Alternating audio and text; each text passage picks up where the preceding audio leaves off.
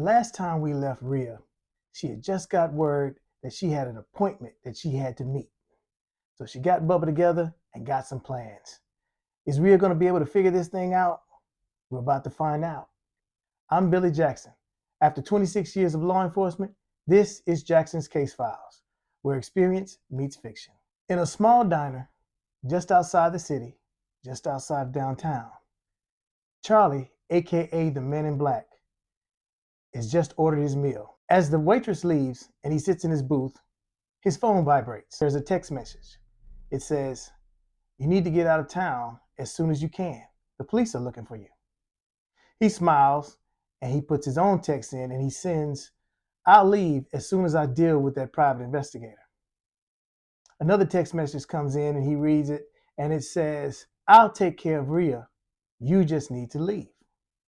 He's about to send another text message when he hears a voice beside him and it startles him. It says, "Hey, you got a couple of dollars?"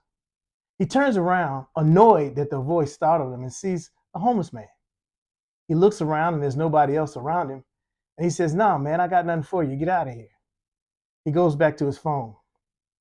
Then he realizes that the homeless man, who is Bubba, boldly slides into the booth with him, sitting right across from him, and he stares him in the face. Charlie says, "Didn't I tell you to leave, old man?" Bubba says, "I know you." Charlie says, "You don't know me. Get out of here before you get hurt." And then Bubba says, "I was there when you took out Pastor Purdy." This got Charlie's attention. Now, Bubba wasn't there, and we know this. But Rhea has a plan, and she gave Bubba some information that he could use the way he saw fit to stir up Charlie just a little bit. So Bubba continued. He said, "Yeah, I was there to get a meal. Pastor Purdy was about to feed me, but then his phone rang. As he was talking on the phone, he got really agitated, got really upset, and he was going to the front door to get some air. And that's when you came in.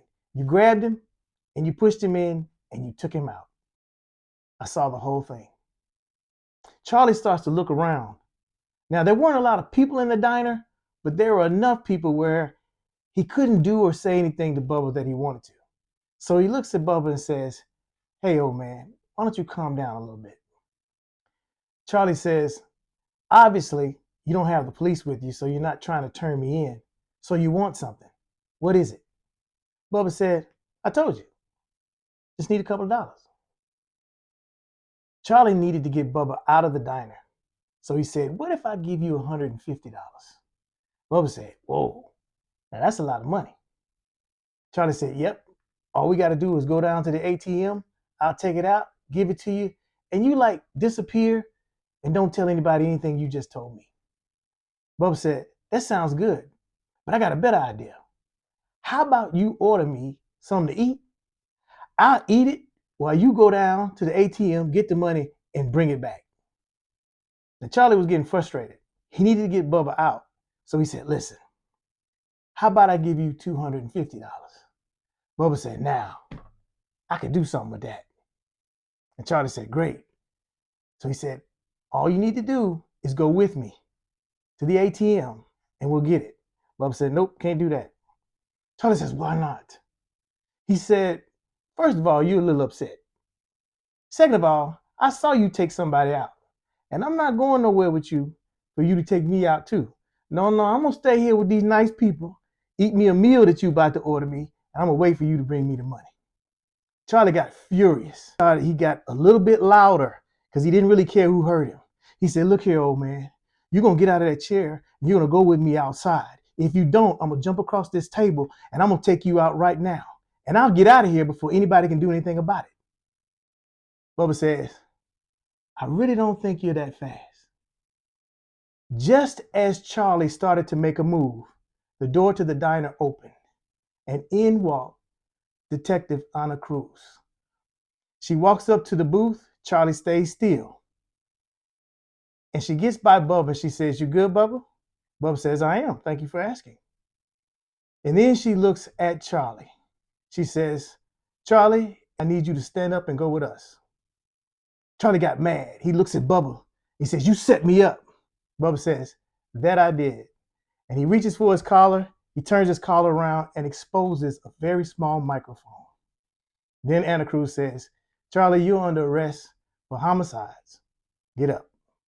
An hour and a half later, we join Rhea in the park across the street from Pastor Purdy's church. She's sitting on a bench. Now, she had been on this bench for 15 minutes. And then a small van with the words News Channel 6 on the side of it. A small man gets out of the van and he walks up to Rhea. She stands up to greet him. He extends his hand and he says, "Rhea Voss?" She said, "Yes, I am." He says, "My name is Leonard Maynard of Channel 6 News." He looks past her and sees the files sitting on the bench where she was sitting. And he asks, "Are those for me?" Now, Rhea doesn't say anything, but she reaches back, picks up the files, and she's about to hand them to him when they both hear a voice yelling from the tree line, "I'll take those." Walking very fast toward the two of them is Lieutenant Sarah Williams, with a police officer walking behind her. She gets close enough to Rhea, where she's arm length, she snatches the files out of Rhea's hands. Rhea says, "That's the second time you snatched something from me." Leonard looks and notices that the files change hands, and he's very confused. He says, "Was that for me?" Lieutenant Sarah Williams says, "I'm sorry, sir, whoever you are, but this is evidence, and you can't have it." And he says, "What's the evidence for?" Sarah says, "Right now, it implicates this private investigator right here, withholding evidence and accessory to murder." And Rhea says, "Well, before you put the cuffs on me, why don't you tell me who Charlie is?" Sarah was waiting for this and she's prepared for it. She says, "I don't know who you're talking about." Rhea says, "Yes, you do. Let's go back a few years. There's a little boy that disappears from a burning warehouse crime scene. Detective Boone has taken the boy and he's brought him to you. You raised him. You didn't know or you didn't have any idea what he would grow up to be because he was mentored by a serial killer. You took in this young man illegally because he did have other families. You took this young man in knowing that his parents were taken down by a serial killer, and you raised him anyway. All these years under everybody's nose, you had a little boy that we've all been looking for, and he grew up to be a man that has become the killer who taught him." Sarah says, "I have no idea what you're talking about." "Well, let me just put it to you this way. We have him in custody. And he's confessed everything to my friend, who is a homicide detective. He's already confessed to all 4 homicides." And Sarah says, "Okay, so you caught a killer. That has nothing to do with me. I guess you'll be commended for that." Rhea says, maybe. "What does all this have to do with me?" Rhea says, "It has everything to do with you. In fact, Sarah, you might have gotten away with this if you hadn't pushed me going to that crime scene with you to find the missing bullet from Boone's gun." Sarah kind of froze a little bit and she hesitated on what to say next. Rhea said, "Let me tell you the story Charlie told me." Rhea said, "Charlie said that after taking out the 3 pastors, he only had one more lead to go to find Ella White, and that was the deacon. Charlie said that he had the deacon tied up and was about to interrogate him to find out where Ella White was. What he didn't know was the deacon got loose and started fighting Charlie. Charlie said the deacon almost got the best of him until he got Boone's gun. Charlie said he wanted to make sure the gun was loaded before he fired it, so he moved the slide back, which ejected that one bullet out of Boone's gun, and he shot the deacon twice. He took a lead pipe to the deacon to seal the frame job over the deacon so that Boone would take the fall for all of it. Before he left Boone's house, Charlie said he grabbed the bullet and he brought it to you because he said he didn't know what to do with it. And he told us that you said you knew exactly what to do with that bullet." Sarah's eyes closed. And while they closed, they heard car doors slamming behind them. When they turned around, they noticed that police vehicles were behind them, and police officers were walking toward them. And they were all being led by Detective Anna Cruz. When Anna reached Rhea, Rhea said, "Hey, here goes my good friend, Anna Cruz. She's the one that interviewed your son. I'm sorry, Charlie, our suspect. Anna, meet Lieutenant Sarah Williams." Anna Cruz said, "Lieutenant Sarah Williams, you're under arrest for tampering with evidence and conspiracy to commit murder." As the officers moved in, they handcuffed her. Sarah shed a tear, and they took her to the car into custody. When the crime scene cleared, Rhea and Anna were talking. They hugged each other because they were good friends. Rhea says, "Anna, it's good to see you. We need to get together, catch up on some things." Anna said, "I'd love to do that, but I'm about to be busy for the next couple of weeks." Rhea said, "What, you got a case?"